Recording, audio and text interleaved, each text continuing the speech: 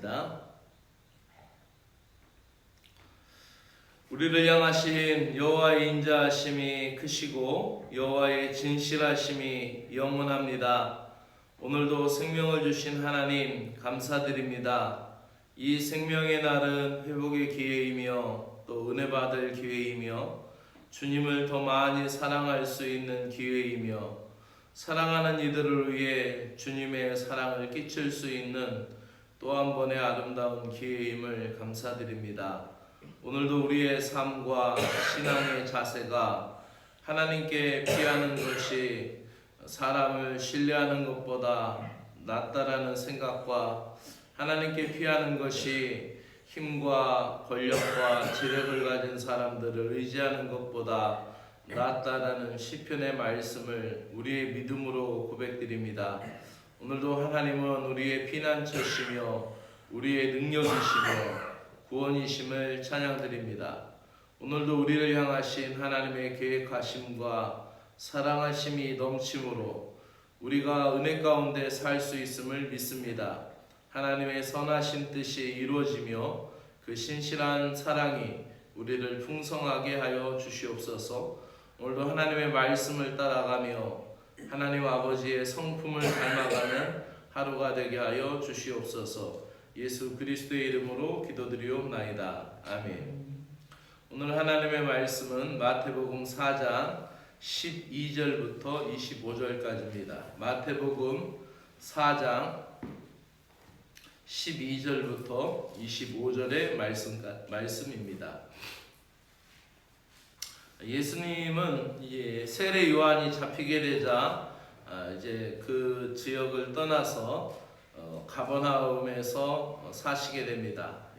나사렛과 유대 지역에서 떠나서 가버나움 북쪽의 갈릴리 지역이죠.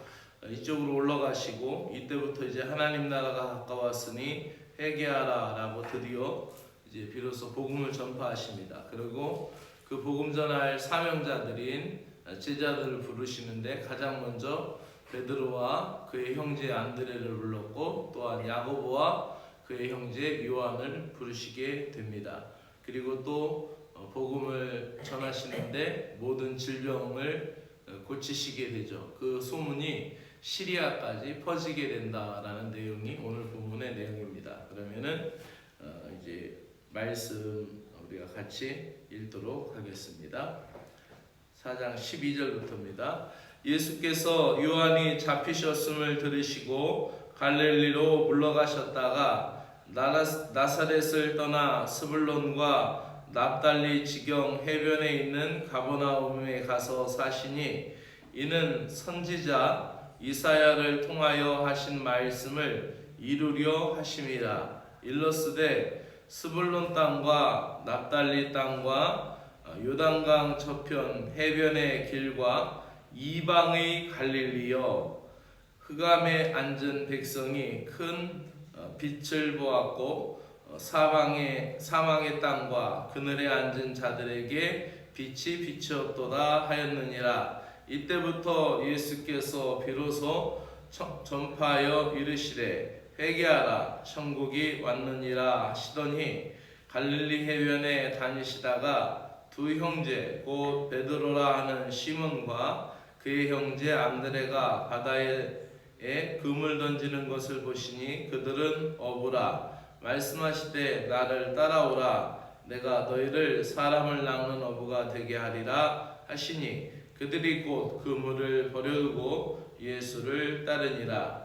거기서 더 가시다가 다른 두 형제 곧 스베데의 아들 야고보와 그의 형제 요한이 그의 아버지 스베데와 함께 배에서 그 금을 깁는 것을 보시고 부르시니 그들이 곧 배와 아버지를 버려두고 예수를 따르니라.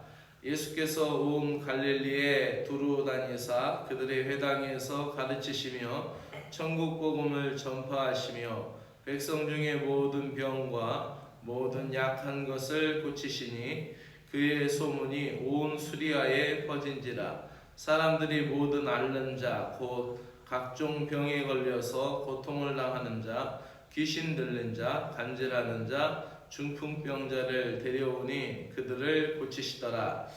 갈릴리와 데가볼리와 예루살렘과 유대와 요단강 건너편에서 수많은 무리가 따르니라. 아멘.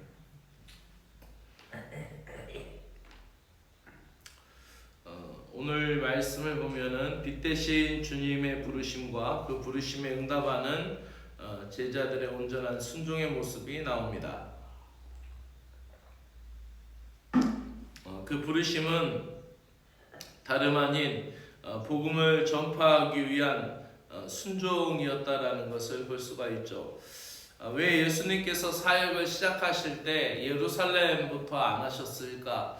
도시에서 복음을 전파하시면은 당시에 예루살렘이 가장 큰 수도였고, 예루살렘에서 복음을 전파하시면 더 효과적인 복음 전파를 하실 수가 있지 않을까라고 생각할 수도 있습니다.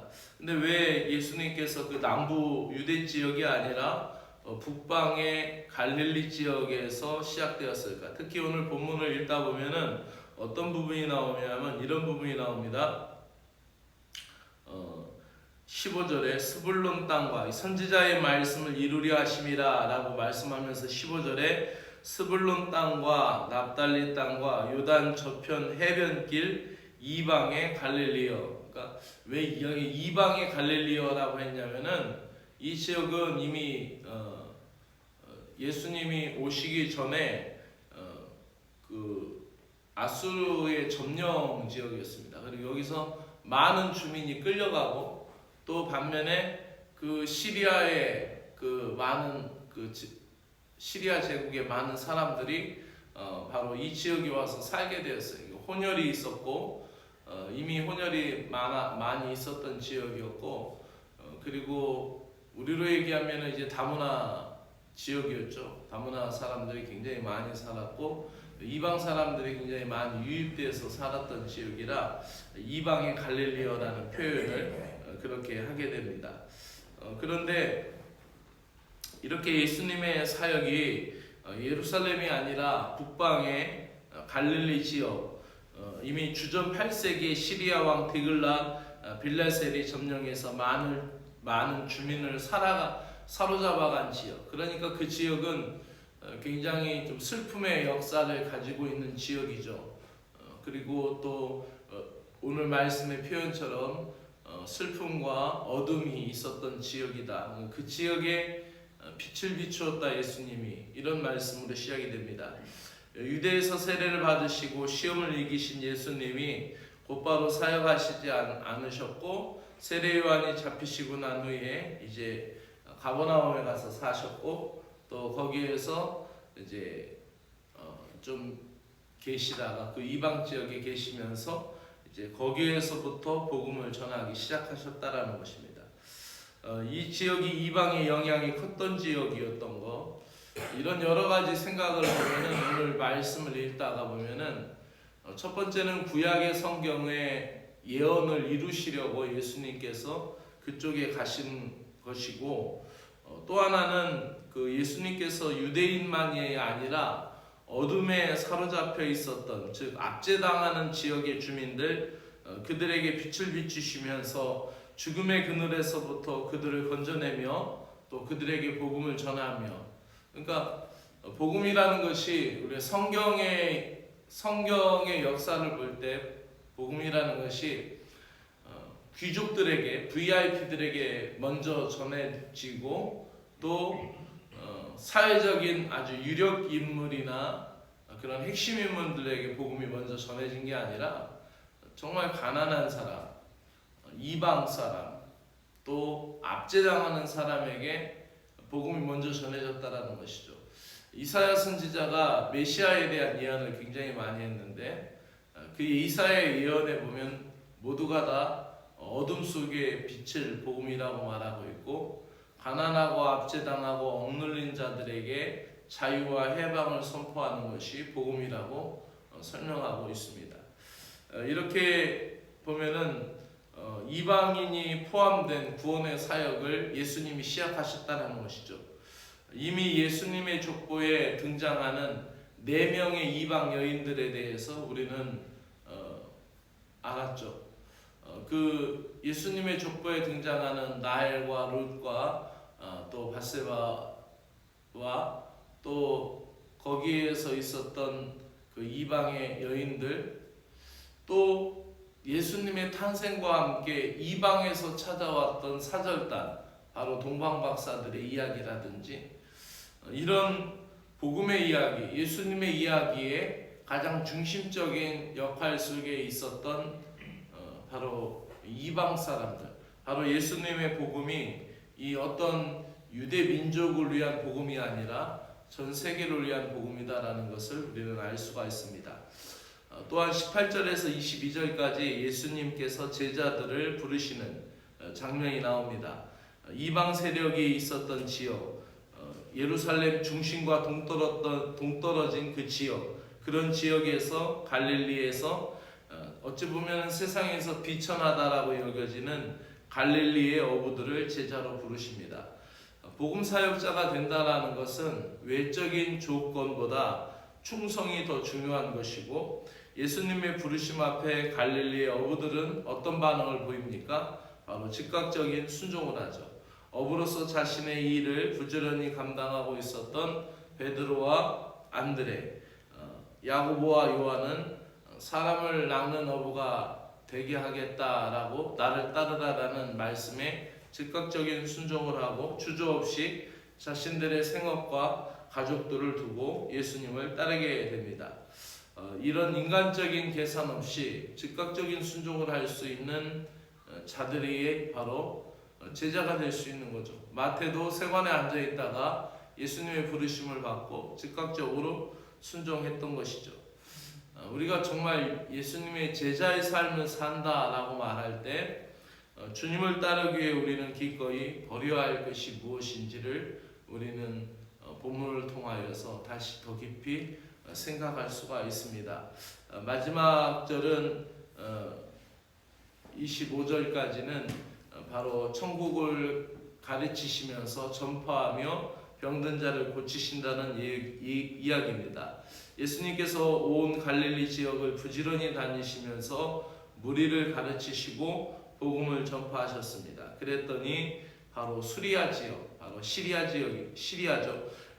지역에 퍼지게 됩니다. 예수님이 펼치신 그 하나님 나라의 그 사역의 목표는 바로 회복이었습니다. 예수님은 모든 질병을 고쳐주셨고, 거기에는 육체적인 질병, 정신적인 질병, 그 모두가 평안히 살기를 원하셨던 것이죠. 중요한 것은 병이 고침받았다라는 것이 중요한 것이 아니라 모든 사역의 궁극적인 목적은 바로 영혼 구원에 있는 것이고 회복에 있습니다. 예수님은 사람들이 어떻게든 어떤 계기로든 복음을 듣고 구원받기를 원하시는 것이죠. 오늘도 우리의 삶 속에서 가장 중요한 것은 내가 구원받았다라는 것과 내가 하나님의 백성으로 살고 있다라는 것. 더 중요한 것은 내가 제자의 삶을 살아가기 위하여 주님을 닮아가기 위하여 노력하고 있다라는 것과 순간순간 주님이 나를 부르시는 사명 앞에 순종한다라는 것이죠.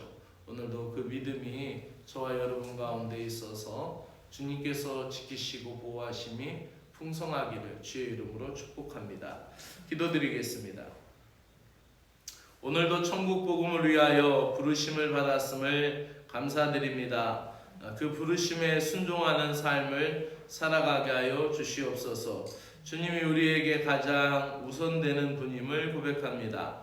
오늘 한 날도 주님 한 분만으로 충분하다라는 고백을 생활 속에서 삶으로 드러나게 하여 주시고, 그러한 삶을 주님께 드릴 수 있도록 우리에게 은혜를 베풀어 주시기를 간절히 원합니다. 어둠 가운데 있었던 이방 세력, 북방의 갈릴리 지역에 사회 중심의 세력이나 핵심 인물이 아니라 어부들, 그 사회의 주변인들, 그들을 제자로 부르시어 하나님 나라의 빛을 보여주시니 고맙고 감사합니다. 미천한 자들을 주님의 요긴한 복음의 도구로 쓰시며 또 그러한 자들을 부르시어서 하나님 나라의 빛을 비추게 하시는 주님의 놀라운 은총을 찬양합니다. 주님의 제자의 삶을 우리들에게도 허락하여 주셨사오니 우리에게 있는 무지와 어두움을 내려놓고 또 제게 오시는 성령의 역사하심, 생명의 빛, 구원의 빛을 우리도 비추어서 제자의 삶으로 부르신 주님의 음성에 기쁘게 따라가게 하여 주시옵소서. 주님을 따르기를 머뭇거리게 하는 모든 것 미련 없이 내려놓게 하시고 삶의 구석구석을 회복시키는 주님과 함께 믿음의 발걸음을 옮기는 참된 제자가 되게 하여 주시옵소서. 오늘도 우리를 영육간에 완전하게 치유하시고 회복시키는 은혜가 우리의 삶의 현장 속에 충만하게 하여 주시옵소서. 예수 그리스도의 이름으로 기도드리옵나이다. 아멘. 하늘에 계신 우리 아버지여, 이름이 거룩히 여김을 받으시오며 나라의 마옵시며 뜻이 하늘에서 이루어진 것 같이 땅에서도 이루어지이다. 오늘 우리에게 일용할 양식을 주시옵고 우리가 우리에게 죄 지은 자를 사하여 준 것 같이 우리 죄를 사하여 주시옵고 우리를 시험에 들게 하지 마옵시고 다만 악에서 구하시옵소서. 나라와 권세와 영광이 아버지께 영원히 있사옵나이다. 아멘.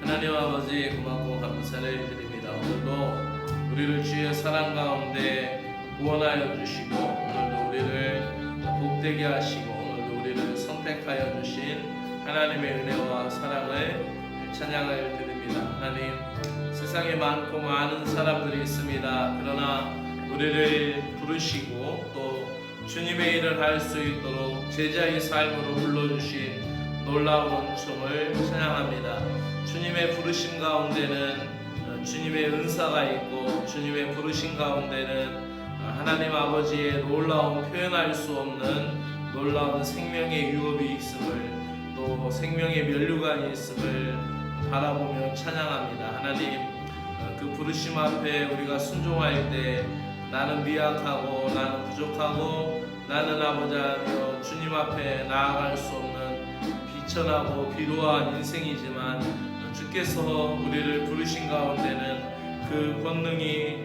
아버지하며 주어지며 그 권세가 주어지며 그 이름의 능력이 허락되어지며 또 그 부르심 앞에는 모든 것을 책임져 주시는 주님의 놀라운 뜻과 역사가 있음을 믿고 즉각적인 순종을 이루기를 간절히 원합니다. 하나님 아버지, 제자들을 부르시는 가운데 베드로와 안드레가 순종을 하였고 그 즉각적인 순종은 모든 것에 있어서 복음을 위한 합당한 삶, 복음을 위한 응답의 삶을 살기로 하였던 제자와 안드레의 그 헌신적인 모습을 보게 됩니다.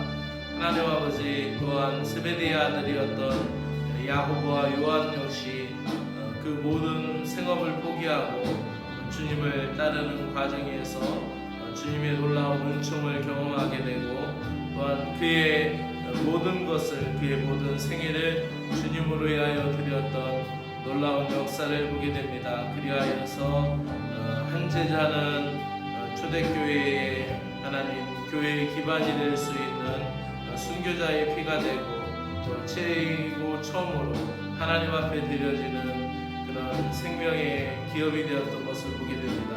또 한 제자는 아버지 하나님, 이 모든 성경의 뒤편을 덮을 수 있는 계시록을 우리에게 주시고 또한 밤모섬에 유배되기까지 그가 힘을 다하여 하나님의 말씀을 기록하고 하나님 나라의 무시와 무건과 그 모든 것을 기록해 드려서 우리 복음의 후대에게 귀한 생명의 말씀을 증거하게 하여 주시니 고맙고 감사를 드립니다. 사랑의 하나님 아버지, 오늘도 이 복음이 우리를 살리며 이 복음이 우리를 새롭게 하며 우리를 새롭게 건축하고 새롭게 지어져감을 우리는 믿고 찬양을 합니다.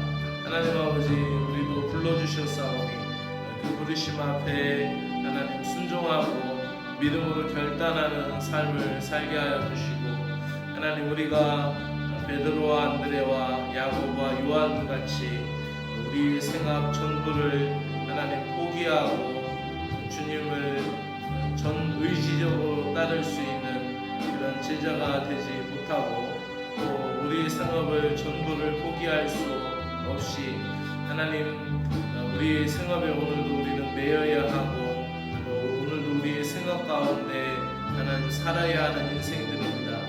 그러나 주님께서 우리에게 주신 자유와 복음을 생각할 때 오늘도 우리는 우리의 생업을 통하여 하나님께 영광 돌리기를 원하며, 우리 생업 가운데 만나는 이들을 통하여서 주의 복음을 전하는 아버지 하나님이여 일꾼들이 되기를 원하며 전도자가 되기를 원합니다. 하나님 오늘도 우리의 생업을 복되게 하여 주시고, 우리가 하는 일들 속에서 주님의 축복하심과 주님의 채워주시는 은총과 주님의 놀라운 역사를 경험하기를 원합니다.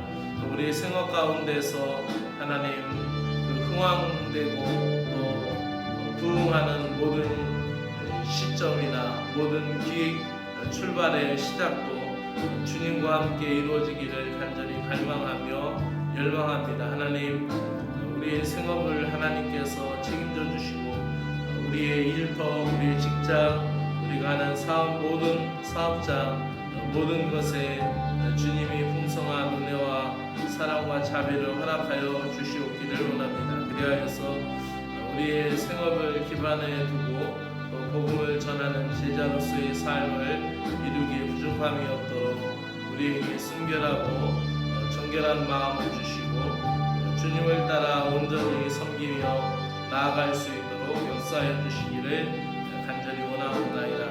하나님 아버지, 오늘도 예수님께서 하신 그 회복의 사역을 우리도 감당하기를 원합니다. 가장 팔레스타인 지역에서 가장 어두웠던 그 지역, 또 가장 많은 이방인들이 모여 살았던 그 지역, 거기에서 복음의 사역이 시작이 되었고 회복의 역사가 시작되었던 것을 보게 됩니다. 하나님 아버지, 오늘도 우리를 회복시켜 주시는 주님, 오늘도 우리 영혼이 먼저 회복되기를 원하며 말씀과 기도의 은혜가 회복되기를 간절히 원합니다. 하나님 그 회복의 사역이 궁극적으로 그 영혼들을 살리고 회복시키시고 변화시키는 모든 일들인 것을 깨닫고 찬양을 드립니다. 주 하나님 아버지, 우리 모든 것에 있어서 기쁨과 감사가 되시고 또 우리 모든 것을 이루시는 주의 풍성한 은총을 찬양하며 하나님 앞에 믿음으로 나아가게 하여 주시옵기를 간절히 원합니다. 오늘도 우리가 주님의 뜻을 갈망하며 믿음 안에 소망하며 나아갈 수 있도록 주께서 인도하여 주시고 도와주시옵기를 간절히 원합니다. 오늘도 말씀을 통하여 새로운 기쁨과 은총을 누릴 수 있도록 저들을 보호하시고 저들을 인도하여 주시옵소서. 하나님 아버지 감사합니다. 오늘도 교회에 속하여 있는 사랑하는 권속들, 특별히 하나님 다음 세대를 위하여 기도합니다. 하나님 이 학기가 시작이 되었고 또한